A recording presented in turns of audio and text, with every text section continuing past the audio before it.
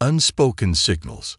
The gentle hum of Flight 8727 reverberated through the narrow aisle as passengers settled into their seats. The plane, bound for Seattle, had been in the air for less than an hour, cruising smoothly under a canopy of flawless blue. Captain Evan Marshall glanced at the dashboard instruments, their soft green glow comforting him like an old friend.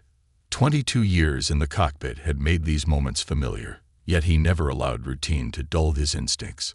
Through the open cockpit door, Evan could hear the muffled symphony of the cabin.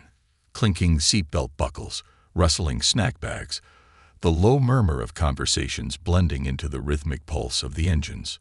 It was the kind of flight every pilot hoped for, uneventful. But nothing stays peaceful forever.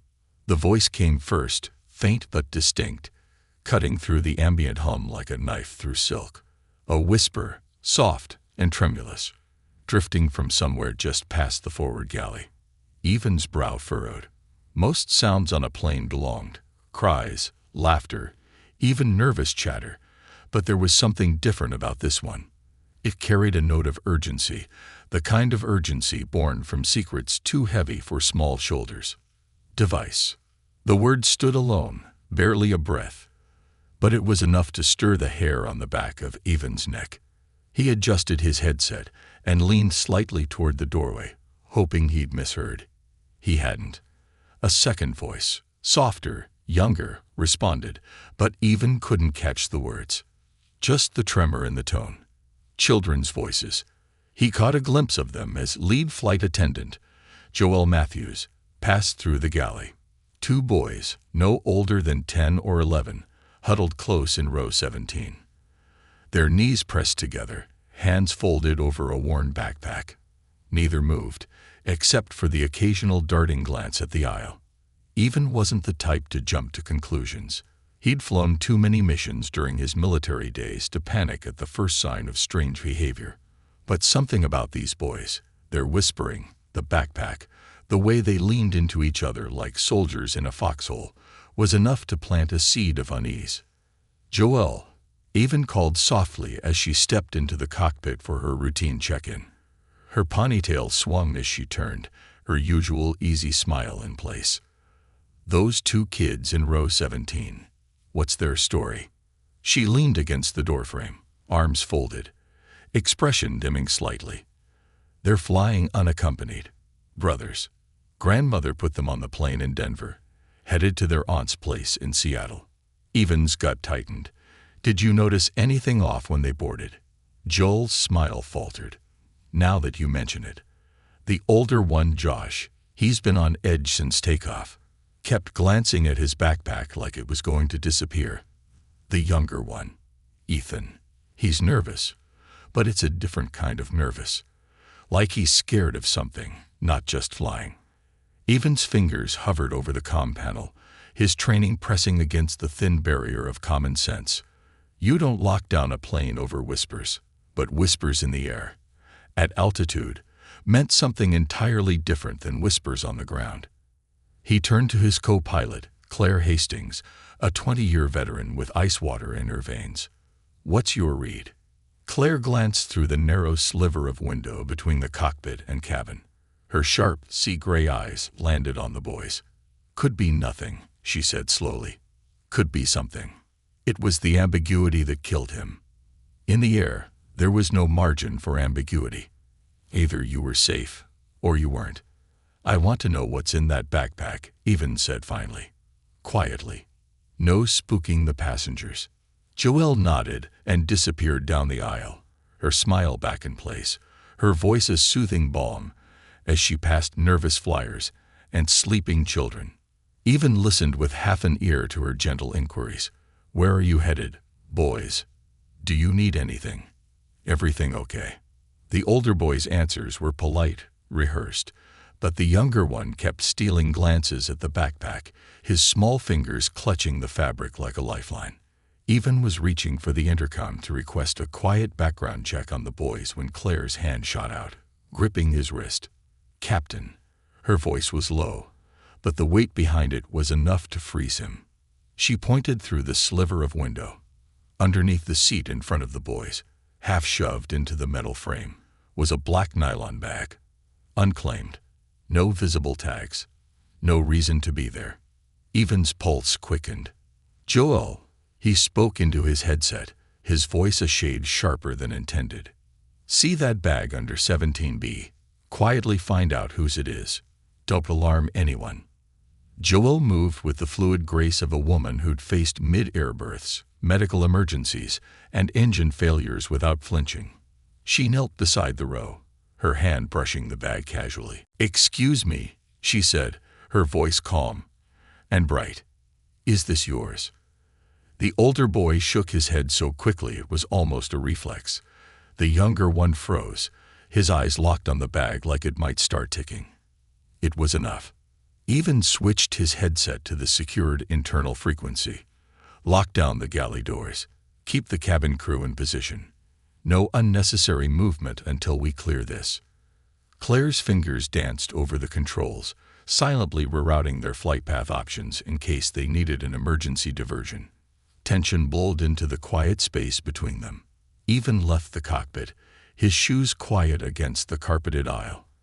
Passengers barely noticed him, just the confident walk of a captain surveying his domain. He reached row 17 and knelt beside the boys, his knees creaking with age and the weight of responsibility. "Hey there," he said gently. "Mind if I sit with you for a second?" The younger boy's chin trembled. The older one, Josh, met Evan's gaze with the bravado of a boy who knew it wasn't enough. "Everything okay?" Evan asked softly. Josh's hands clutched the backpack tighter. "We didn't mean to." He started, then bit his lip so hard Evan worried it might bleed. "Didn't mean to what?" Evan's voice remained steady, but inside, every alarm bell was screaming. The younger boy's whisper was so soft Evan barely caught it. "We promised we'd keep it safe." Evan's heart twisted. Keep what safe? Josh's grip on the backpack slackened just enough for Evan to see a small tear near the zipper, a homemade patch covering part of the fabric. The word DUIC was scrawled on it in black marker. It wasn't a bomb. Not yet. But it could be 100 other things. "Can I take a look?" Evan asked. Tears welled in the younger boy's eyes. "It's not ours," he whispered. The older one nodded sharply. "We found it under our seat when we got on. We were gonna tell someone.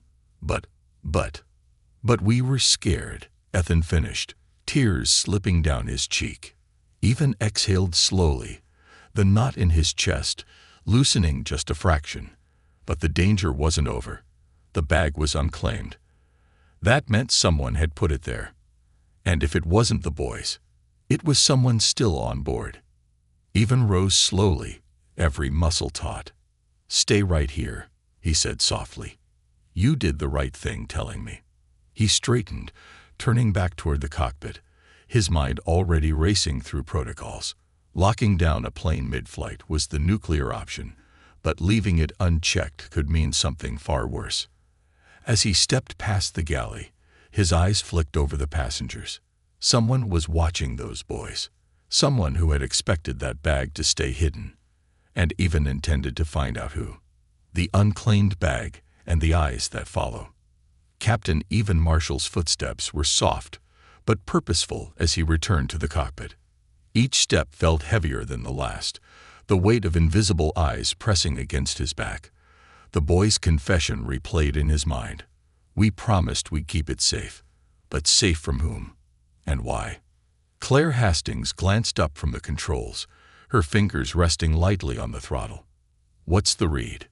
she asked, voice calm but tinged with the kind of edge only another seasoned pilot could detect. "Unknown, but escalating," Evan replied. "Bags unclaimed, tucked under 17B. Boys found it when they sat down. They've been sitting on it, literally, since takeoff." Claire's brow knit together. And the kids? Threat? Accomplices or scared bystanders? Evan's fingers tapped absently against the control panel. "I'm leaning toward scared, but something about the way they said they promised to keep it safe bothers me." Promised who? That's the link we're missing. Claire's eyes shifted to the overhead cabin camera feed, a live view of the rows stretching down the aisle. "You know what bothers me," she said, keeping her voice low. "Row 20. Window seat. Guy in the navy hoodie." Even followed her gaze on the screen. "Row 20. Seat F. A man in his mid-30s, slouched low with his face partially turned toward the window." Nothing seemed overtly suspicious at first glance, until Even noticed the twitch in the man's fingers. He wasn't just adjusting his sleeve. His eyes flicked toward the boys every few seconds, a subtle glance just enough to avoid detection by a casual observer. "Passenger manifest?" Even asked. Claire pulled it up on the tablet resting in her lap. "Row 20F is assigned to a Victor Klein. Paid in cash. One-way ticket. Booked less than 2 hours before departure." Even's gut tightened. Last-minute bookings, one-way fares, and cash payments rarely added up to anything good. Flight crews aware of the bag. "I told Joelle to initiate a soft lockdown." Claire's fingers moved swiftly over the tablet. "Nearest diversion option is Boise. 90 miles out. Clear skies. We can land in 20 minutes if we need to." Even shook his head. "Not yet. We divert, we risk sparking panic. Let's gather more intel first." His eyes flicked back to the feed. Victor Klein's fingers drummed faster against his knee, his body tense as though waiting for a signal. "Keep an eye on him," Even said. "I want Joelle to do a casual sweep past his seat, see if he reacts." Claire's voice crackled through the crew comm, issuing the quiet instruction. From the feed, they watched Joelle glide down the aisle, her posture relaxed, but her gaze sharp. As she passed row 20, Victor's fingers froze. His eyes snapped forward, his shoulders tensing like a coiled spring. Even's jaw clenched. He's watching more than just the boys. A bag without a story. Even called for Joelle to step into the cockpit, her face flushed with barely contained tension. "What's the story on the bag?" Even asked quietly. "It's old," Joelle said, her voice pitched low. "Scuffed at the edges. Looks like it's been handled a lot. But the zipper is brand new, like someone replaced it recently. No tags, no identifying marks inside or out." "Weight?" Claire asked. "Not heavy, but not empty either." Joelle hesitated. "There's something inside. Rigid. Compact. Not big enough for a bomb. At least, not one with significant payload. But it could be a trigger device, or something custom." Even rubbed his temple, mind racing through all the security briefings. The endless drills. The worst incidents were always the ones that started just like this. A quiet whisper, a bag left behind, a series of minor alarms that became a chorus too loud to ignore. "What do the boys say about it?" Claire asked. Joelle shifted her weight. The younger one, Ethan, seems terrified of it. The older boy, Josh, just keeps saying they promised to protect it. He's protective, not of the bag itself, but of something connected to it. "Could they be mules?" Claire asked, her voice clinical.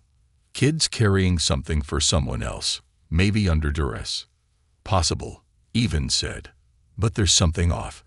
If they were knowingly transporting something dangerous, they wouldn't sit on it. They'd try to stash it somewhere else." Joel's brow creased. "There's one more thing." The older boy keeps touching his left wrist. A bracelet. Handmade, looks like. But it's almost like it's a trigger for his anxiety. "Family heirloom," Claire suggested. "Or a signal," Even said softly. "Keep an eye on it. Everything means something at 30,000 feet. The quiet lockdown begins." Even keyed into the cabin crew frequency. "Quiet lockdown in effect. Crew will maintain positions. Non-essential movement restricted. Make it look routine." Joelle slipped out to relay the message to her fellow attendants, her smile bright and reassuring as she moved through the cabin like nothing was wrong. But her footsteps slowed slightly when she passed row 20, and her smile thinned just enough when her gaze swept over Victor Klein. Victor knew. The small things gave him away. The tightening grip on his armrest, the way his right foot tapped a little faster, his knuckles whitening with tension. Back in the cockpit, Even checked the map overlay, tracing their path over Idaho's rugged expanse. 40 minutes to Seattle. That was the timeline. 40 minutes to determine whether this was a misunderstanding or the prelude to something catastrophic. A secret between brothers. Even made the decision to talk to the boys directly. Slipping off his headset, he left Claire in command and stepped into the cabin, his calm presence enough to draw the attention of several passengers. Most saw a captain making his rounds. A few noticed the subtle weight in his steps. He crouched beside row 17, his voice low and warm. "Hey, fellas. I'm Captain Even. You mind if I sit with you for a bit?" Josh and Ethan exchanged a glance. Josh nodded stiffly, his fingers still curled protectively around the backpack strap. Even settled into the aisle seat, angling his body to block the view from other passengers. "Can you help me understand?" Even asked softly. "You said you promised to keep this bag safe. Who did you promise?" Josh bit his lip so hard it turned white. "Our mom," he whispered finally. "Before she..." His voice trailed off, but the word hung between them. "Before she died." Even's heart squeezed. "She gave you the bag." Josh shook his head. "She gave us something to keep inside it. She said if we ever had to fly alone, we had to protect it no matter what." "What's inside?" Josh's breath trembled. "I don't know." Even frowned. "You've never opened it." Josh shook his head. "She said it wasn't for us. It was for the person we were supposed to meet when we got to Seattle." Even's skin prickled. "Who are you meeting?" The younger boy, Ethan, spoke for the first time. "We don't know her. Mom called her Angel." Even's stomach dropped. This wasn't a simple case of forgotten luggage. This was a delivery involving children, a dead mother, and a stranger called Angel. And somewhere behind it all, a man in row 20 was watching every move they made. "Thanks for telling me," Even said gently. "I'm going to keep you both safe. That's a promise." He stood, scanning the cabin. A pair of eyes met his. Victor Klein. Now perfectly still, his gaze locked on the captain with the cold calculation of a man with nothing to lose. Even returned to the cockpit, closing the door behind him with a decisive click. "We need to know what's in that bag," he said, voice low. Claire's hands hovered over the radio. "Do we divert?" Even exhaled, the weight of 2 young lives pressing on his chest. "Not yet, but we're not landing in Seattle until I know who Angel is and what they want with those boys." The clock ticked down. 35 minutes, then 34. And somewhere in the cabin, the man in row 20 reached into his pocket, his fingers closing around something small, metallic, and silent. Ghosts in the sky. The hum of the engines filled the cockpit, but to Captain Even Marshall, it felt like a drumbeat counting down to something inevitable. 33 minutes until landing. 33 minutes to figure out what exactly was sitting under 17B, and why 2 terrified boys were tasked with protecting it. Claire sat beside him, eyes flicking between the instruments and the passenger camera feed, where row 20 and Victor Klein's twitching hands filled a corner of the screen. "He hasn't moved since you came back," Claire said, her voice low. "But he knows we're watching." "He knows," Even agreed, "which means he's waiting for something." Claire drummed her fingers lightly on the edge of her clipboard. "Want me to call it in?" Even considered it. Protocol said yes. Instincts said no. Not yet. The second we notify ground security, we lose control of the narrative. If this isn't what we think it is, if it's some family keepsake or inheritance, we look paranoid. But if it is something more, we need control, Claire finished. Even nodded. "We don't give it up until we have to." The plane vibrated slightly, cutting through a thin patch of turbulence. Nothing unusual. Yet Even could feel the tension layering the air itself, thick as fog. A secret older than the flight. Joelle appeared at the cockpit door, her smile intact, but her fingers nervously twisting a paper napkin. "Captain," she said softly. I had a quiet chat with Josh. Even leaned back, gesturing her inside. And there's a story here. Joel closed the door behind her. Their mother. Her name was Dana Mills. She passed away 6 months ago. Sudden illness. Left the boys in the care of their grandmother in Denver. Evan's heart sank. Kids who'd already lost so much. And this angel they're supposed to meet in Seattle. Josh doesn't know much, just that it was someone their mom trusted. Someone who would help them if something ever happened to her. Evan's fingers pressed against his forehead. A contingency plan. A desperate mother, alone and scared, passing a secret to her children, asking them to carry a burden they didn't understand. What about the bag? Claire asked. Joel hesitated. They've never opened it, but they know it's important. They were told to guard it with their lives. Evan's jaw clenched, which means someone else knows about it too. Whoever Angel is, Claire murmured.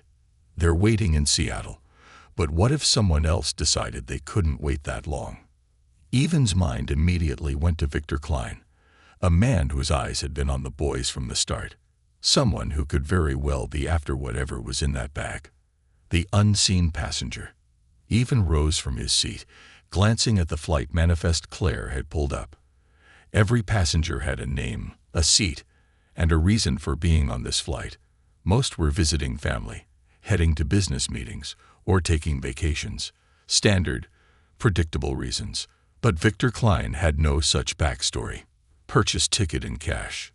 No checked luggage. No linked contact details. His file was a void.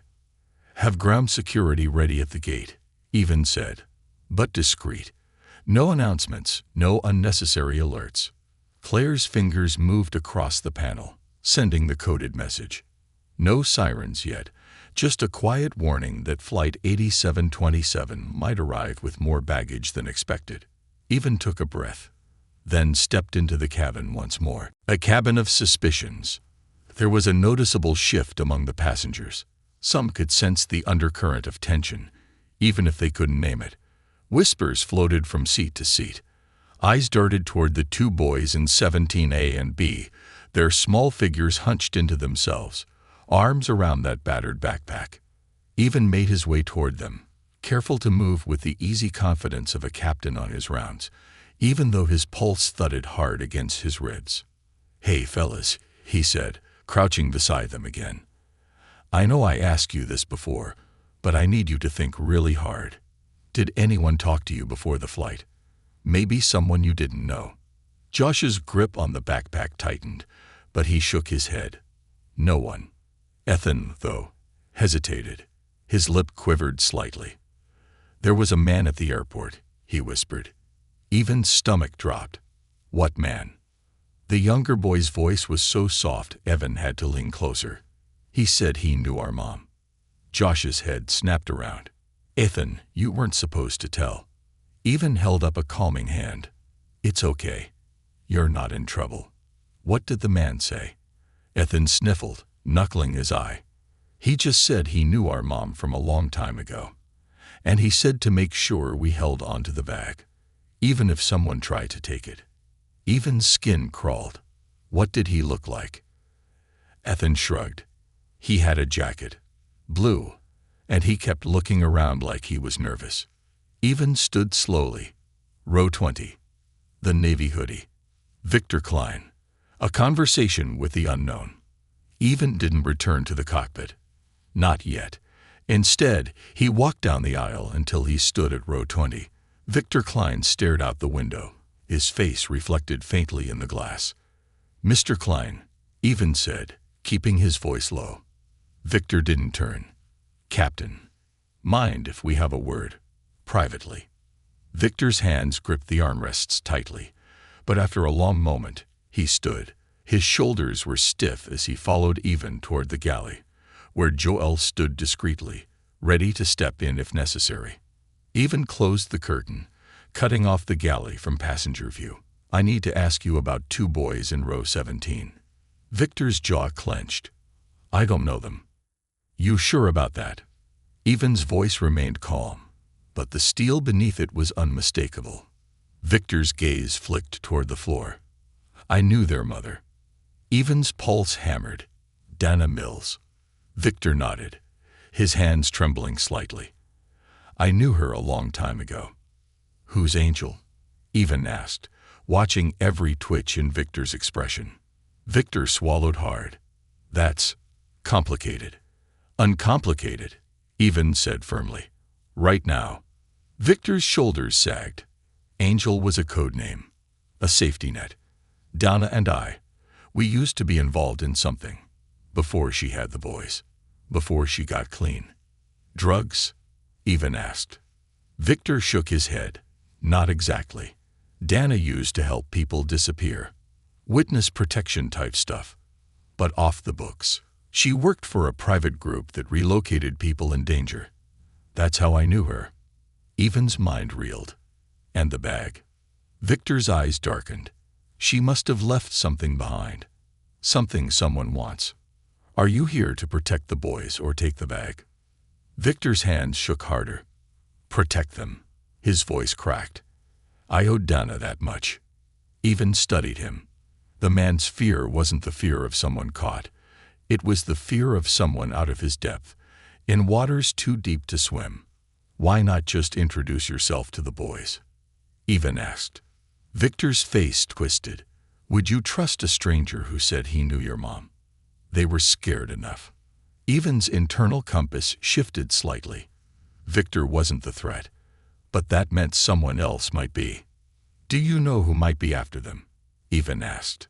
Victor shook his head. All I know is if Donna activated Angel, it meant someone found her before she could disappear. And now they're after the boys. Evan finished. Victor nodded. And whatever's in that bag. Skyline approaching. Evan stepped out of the galley, leaving Victor with Joel. 30 minutes to Seattle. 30 minutes to figure out what they were bringing into that airport, and who might be waiting for them. He looked back at Josh and Ethan, still clutching their mother's final gift, still trusting her promise that it would keep them safe. Evan had carried missions like this before, but never one with stakes so personal.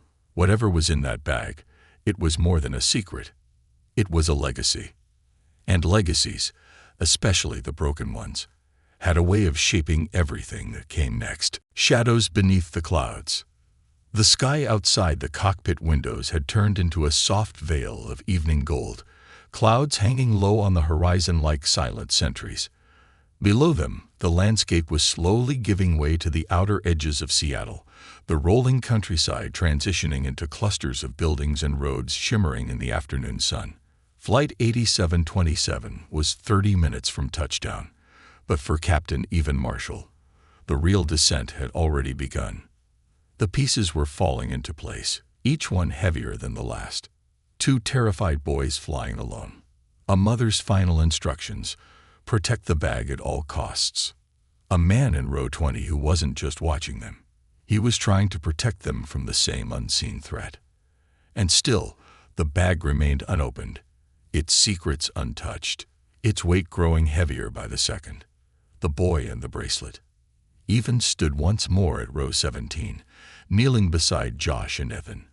The younger boy had fallen into a light doze, his head on his brother's shoulder, clutching the backpack even in sleep. Josh's eyes were wide and alert, his fingers tracing the edges of the braided bracelet on his wrist. Hey, buddy, Evan said softly. Can you tell me about that bracelet? Josh's fingers froze. He glanced at Evan, suspicion flickering across his young face. It's mine. I believe you, Evan said. But did someone give it to you? Josh hesitated, then slowly nodded. Mom made it, he whispered. She said it was a reminder. A reminder of what? Evan asked. Josh's voice dropped lower, so low Evan had to lean closer to hear. She said if we ever got scared, if we ever didn't know who to trust, we should look for someone with the same bracelet. Evan's breath caught. Someone like Angel. Josh nodded. Angel has one too. Evan's mind churned. That was it. Some kind of identification system. A way to signal that someone was safe, someone who could be trusted to help. It was clever, especially for someone trying to protect her children from danger without explaining the full truth. But it also meant one terrifying reality. Whoever their mother had feared was already too close. The bag opens. Even knew they couldn't afford to wait until landing. Whatever was in the bag, they needed to see it. Now. "Josh," Even said gently, "I know you promised your mom to keep the bag closed. But I also know your mom wanted to keep you and your brother safe more than anything else. I think it's time we open it, together." Josh's hand shook as he reached for the zipper, his lower lip trembling with conflict. After a long pause, he nodded. "Okay," he whispered, "but only if you promise you'll help us." Even placed a steady hand on Josh's shoulder. "I promise." With fingers that trembled, Josh slowly unzipped the top of the backpack, the sound painfully loud in the quiet space between them. The first thing Evan saw was a folded cloth. Old, worn, but clean. Josh peeled it back, revealing a small black rectangular case. It was the size of a hardcover book, its edges reinforced with metal brackets, and a combination lock built into the front. "What is it?" Josh asked. Evan's brow furrowed. "I'm not sure." Carefully, Evan took the case from the bag, his fingers testing the weight. It was heavier than it looked. He tilted it slightly, hearing something inside shift. Solid, metallic, precise. "What's the code?" Evan asked. Josh shook his head. "Mom never told us." The lock was a 3-digit combination, standard but sturdy. Evan glanced at the bracelet on Josh's wrist. 3 colors woven together, red, white, and blue. It was a long shot, but he tried it anyway. 1 to 77. The lock clicked. Josh's eyes widened. "How did you know?" Evan smiled faintly. "Sometimes moms leave clues." The case opened with a soft pop, the air around them seeming to still. Inside lay a small, sleek device, no larger than a smartphone, encased in black matte plastic with a single recessed button at the top. It was unmarked. No brand. No logo. Even didn't need a logo to know what it was. A tracker. Advanced. Military grade. "What is it?" Josh asked, voice trembling. "It's a beacon," Evan said quietly. "It sends a signal to someone. Someone your mom trusted." "Angel," Josh whispered. Evan's gut twisted. If the boys had been carrying this the whole time, broadcasting a signal, someone had already been following them. "Is it dangerous?" Josh asked, fear creeping into his voice. "No," Evan said, though his mind screamed, but it could be. "It's not a weapon. But it's important." A sharp knock at the cockpit door interrupted them. Claire's voice crackled over the intercom. "Evan, we have a problem." The disappearing passenger. Evan gently placed the case back in the backpack and zipped it closed. "Stay right here," he told Josh. "I'll be back." As Evan returned to the cockpit, Claire's face was pale with tension. "Victor Klein's gone," she said. Evan's stomach plummeted. "What do you mean gone?" "Bathroom break," Evan asked, though even as he said it, he knew it was wrong. Claire shook her head. "He didn't head to the bathroom. I checked the feed. 1 minute he was in his seat, the next he was gone." Evan's mind raced. He could be hiding. "Or waiting," Claire said darkly. "For us to make the wrong move." Ghost protocol. Evan keyed into the cabin crew comm. Soft lockdown is upgraded to Ghost protocol.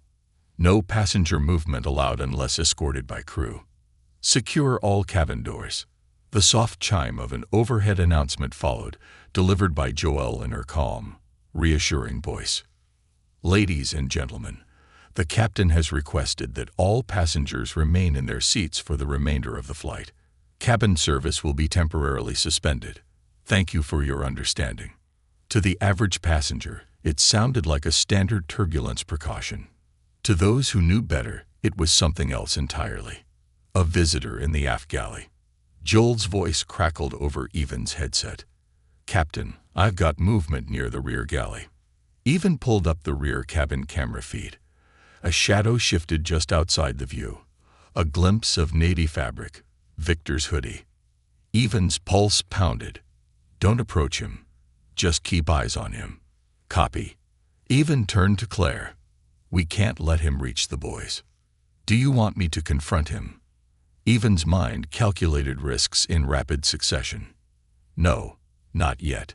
He switched the cockpit door to manual override lockdown, ensuring no one could breach the flight deck unless Evan released the mechanism. Then he moved back into the cabin, his calm exterior masking the storm inside. Man in the shadows. Evan stepped into the aft galley, his silhouette blocking the narrow corridor. Victor stood at the far end, hands out at his sides, palms open, empty. You shouldn't be back here, Evan said quietly. Victor's eyes flicked up, dark and haunted. You opened it. Evan didn't ask how Victor knew. What is it really? Evan asked. Victor's voice dropped to a whisper. It's not a tracker. It's a failsafe. Evan's stomach turned. Failsafe for what? For the names, Victor said, his breath coming faster. All the people Donna helped disappear. Witnesses, whistleblowers. If anything happened to her, that device sends their locations to her handler. Evan's heart stopped. The bag didn't just protect the boys. It protected dozens of people in hiding. Who's after it? Evan asked. Victor's hand shook. I don't know. But someone knew Donna had it. And if they knew, they're already waiting for those boys to land. Evan's mind snapped into focus. This wasn't just a rescue.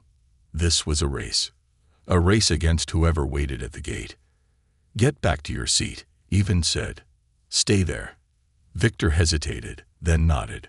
Evan returned to the cockpit, sealing the door behind him. Claire watched him with quiet intensity. We don't land normally, Evan said, jaw tight. We land fast, we land loud, and we get those boys off this plane before anyone else moves. Claire's smile was grim. Time for a ghost landing. Evan adjusted the throttle. The runway approaching fast. Whatever waited on the ground, he wouldn't let it touch those boys. Because sometimes, a captain's duty wasn't just to fly the plane. It was to fight for the lives on board. The runway countdown. The approach into Seattle-Tacoma International Airport unfolded through the windshield, the runways glinting in the golden wash of early evening light. From the outside, Flight 8727 was just another arriving aircraft. On time, smooth routine. Inside, the pressure was building, each second compressing into something heavier than air. Captain Evan Marshall's fingers flexed against the yoke, his knuckles tight, every nerve in his body alert. The revelation about the device, a fail-safe protecting a web of hidden lives, changed everything. Those two boys weren't just carrying a bag. They were carrying the survival of dozens, maybe hundreds of people. Final approach checklist, Claire said, her voice steady despite the storm brewing between them. Flaps set, Evan replied, his eyes flicking over the dials. Speed brakes armed. Claire moved swiftly down the list. It was muscle memory, but her mind was elsewhere, just like Evan's. Landing gear down, she confirmed. Gear down, 3 green. Evan's voice was a shade rougher than normal. Runway 1-6 right confirmed. In his headset, the calm voice of Seattle Tower filled his ears. Flight 8727, cleared to land. Winds 240 at 5 knots.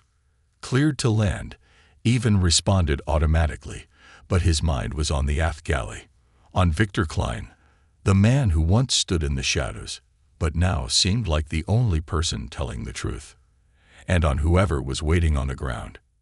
Joel's silent warning. The intercom chimed. Joel's voice came through, soft, meant for only the cockpit. Captain, we have a problem. Evan's stomach dropped. Go ahead. There's a man in the forward galley, near the exit door. Passenger manifest says he's from 7A, Charles Henson, but he's been pacing for the last 10 minutes, and he's watching the boys like a hawk. Appearance. Claire asked, fingers hovering over the cabin camera feeds. Mid-40s, salt and pepper hair, wearing a gray windbreaker. Doesn't look nervous. Looks focused. Armed, Even asked.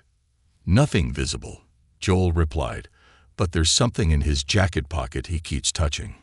Even exchanged a glance with Claire. They both knew what that probably meant. Don't confront him, Even ordered. Keep him in sight. Understood. Fast and loud.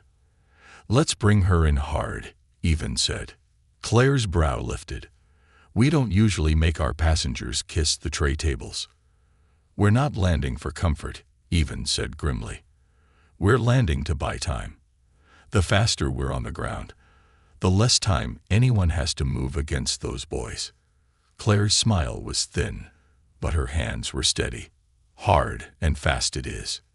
They descended like a falcon, not reckless, but aggressive. The wheels kissed the runway with more force than usual, the jolt reverberating down the fuselage. A ripple of passenger gasps filled the cabin as the aircraft decelerated hard, engines roaring into reverse thrust, brakes biting down with uncharacteristic urgency.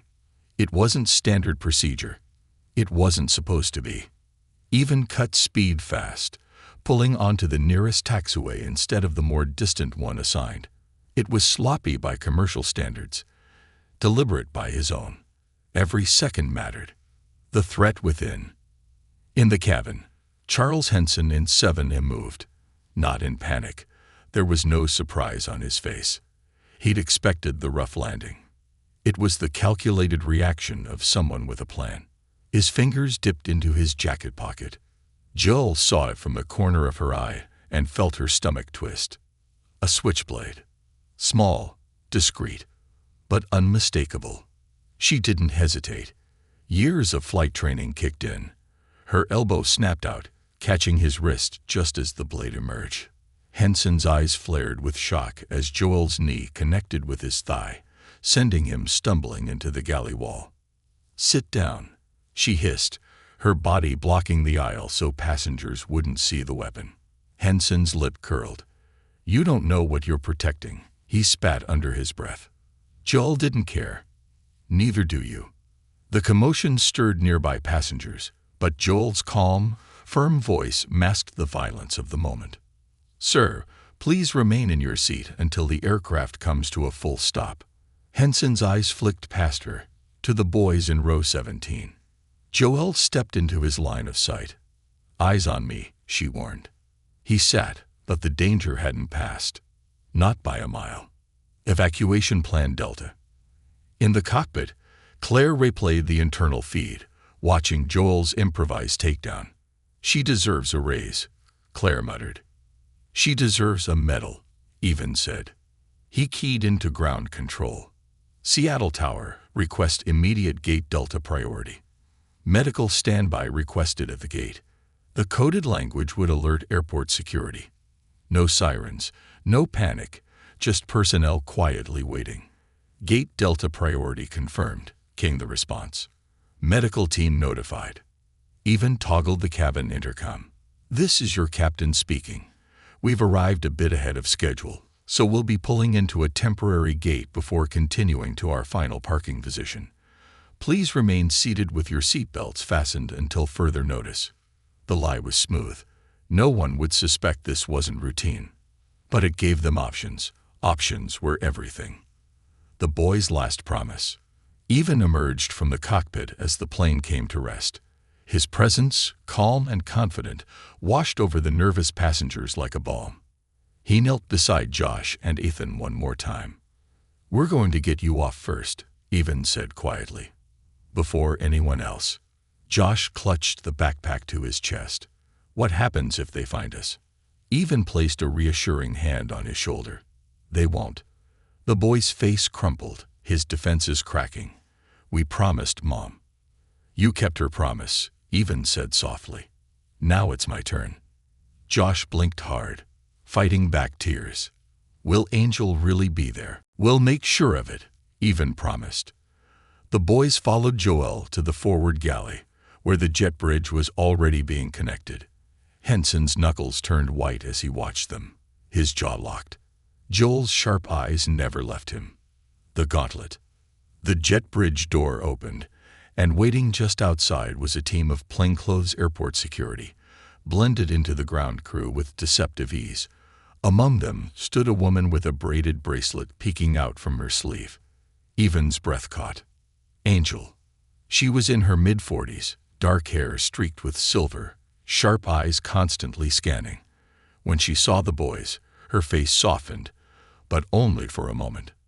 Josh saw the bracelet first. He yanked up his sleeve, showing his own. The woman's expression cracked, just for a heartbeat, then she knelt. "You made it," she whispered, arms open.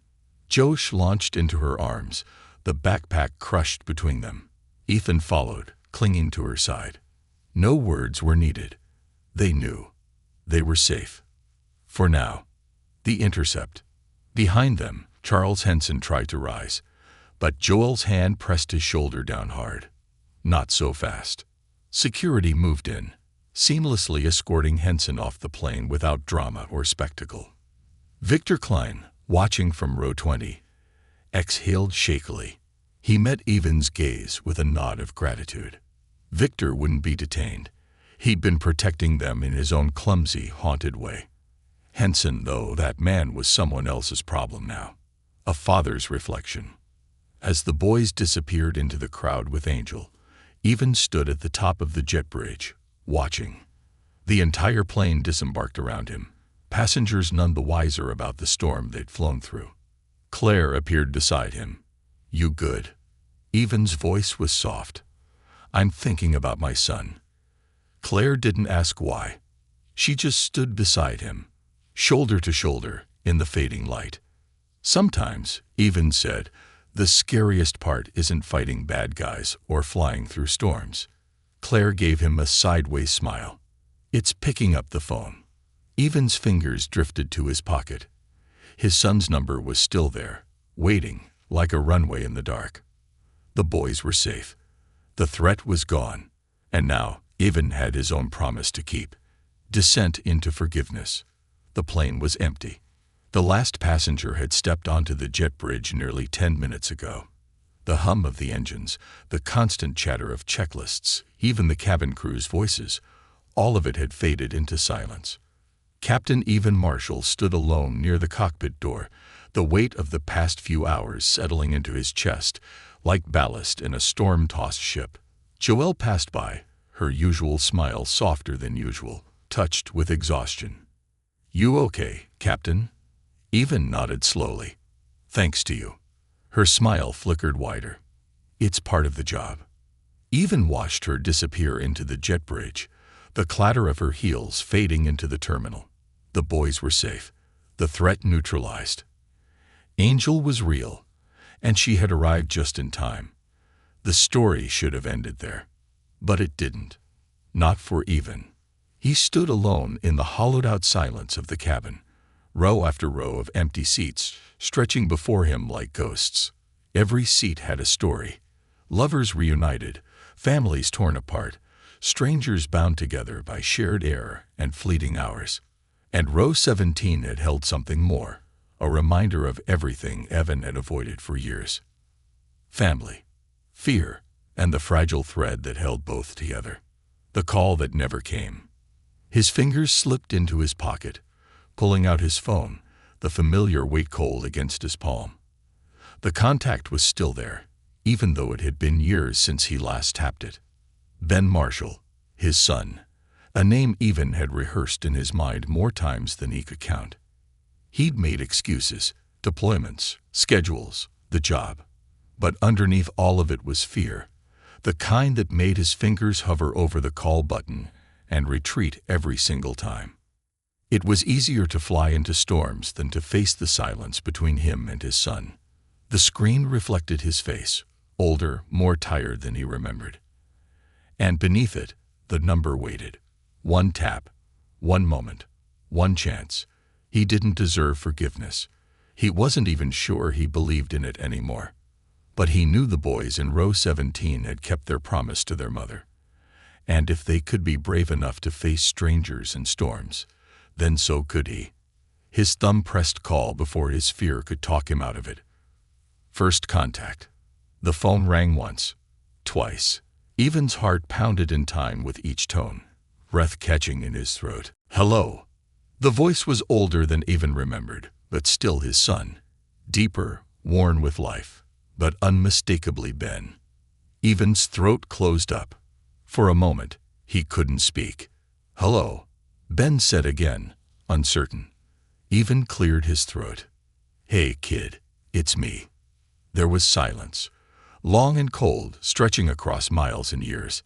Evan gripped the phone tighter, afraid the call would drop under the weight of all the words they hadn't said. Dad, Ben said, his voice caught somewhere between disbelief and guarded anger. Why are you calling?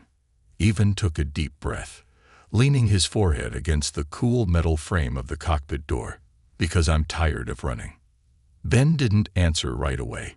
Evan could hear the faint sounds of a home behind him. Cartoon voices, a distant giggle, the clatter of dishes in the sink. You always ran, Ben finally said. Always somewhere else to be. Somewhere more important. No, Evan said, voice rough. I told myself it was important, that I was serving something bigger. But it was just easier than facing you. Facing how much I messed up. The truth hung between them, heavier than turbulence. You missed everything, Ben said, and Evan could hear the tears hiding beneath the anger. Everything, Dad. And you never even called. I know, Evan whispered. I thought if I waited long enough, it would hurt less. Did it? Evan's laugh was bitter. No. A bridge in the dark. There was another silence. But this one felt different. Not an ending. A gap waiting to be crossed. Why now? Ben asked, softer this time. Why after all these years? Evan closed his eyes and saw them. Josh and Ethan, two boys in a row far from home, clutching their mother's memory between them. Because I met two boys today, Evan said. They lost their mom. And they reminded me that being a dad doesn't end just because you mess up. The silence on the other end shifted, softening. And because, Evan added, voice cracking, I want to meet my granddaughter. Ben inhaled sharply. You know about Lily. Yeah. Evan's throat tightened. I've missed so much already. I don't want to miss her too. There was no immediate forgiveness in Ben's voice, no easy reconciliation. But there was something better, hesitation, laced with the fragile possibility of hope. We're at the park tomorrow, Ben said finally. If you want, you could stop by. Evan's hand shook against the phone. I'd like that. Don't promise if you're not coming, Ben warned. No promises, Evan said, just showing up. There was a quiet exhale on the other end. Relief or resignation, Evan couldn't tell. Okay, Ben said. Tomorrow. The line went dead, but Evan's heart felt more alive than it had in years. The park reunion. The next afternoon, Evan stood at the edge of Riverside Park, feeling more out of place than he had in any combat zone or crisis landing. Families sprawled across the green space, toddlers wobbling on unsteady legs, dogs chasing frisbees. And near the playground, under the shade of a wide oak tree, stood Ben. He was older, his face sharper than Evan remembered, his hair starting to gray at the edges. But he stood the same way Evan used to, feet slightly apart, ready to catch his daughter at any moment. And there was Lily. 5 years old, her brown curls bouncing as she raced around the swings, laughter spilling from her like sunlight. Evan's feet felt too heavy, but somehow they carried him forward. Ben saw him first. Their eyes met, cautious, unsure. Evan raised a hand in a small, awkward wave. Ben gave the smallest nod. It was enough. Lily, Ben called. Come meet someone. The little girl skidded to a stop, her wide eyes flicking from her father to Evan. She clutched a worn stuffed rabbit in her arms. This is your grandpa, Ben said carefully. Lily's eyes widened. You're real? Evan's throat closed. He crouched down so he wasn't towering over her. I am, he whispered, I'm sorry I'm so late. Lily stepped closer, eyeing him with the solemn wisdom only children carry. Do you know how to play freeze tag? Evan's smile broke free, crooked and rusty. I'm a little out of practice. I can teach you, Lily announced, grabbing his hand and pulling him toward the grass. Evan glanced back at Ben, expecting hesitation, maybe resistance, but there was only a tired smile, cautious but hopeful. I'll catch up, Ben said. Evan let Lily lead him, her small hand warm in his. The weight that had sat in his chest for years began to lift, not gone, but lighter. The path back to his son was long and uncertain. But it had started. With a call, a park, a little girl's hand, and two brothers in row 17 who had carried a promise their whole lives, teaching a broken man how to keep his own.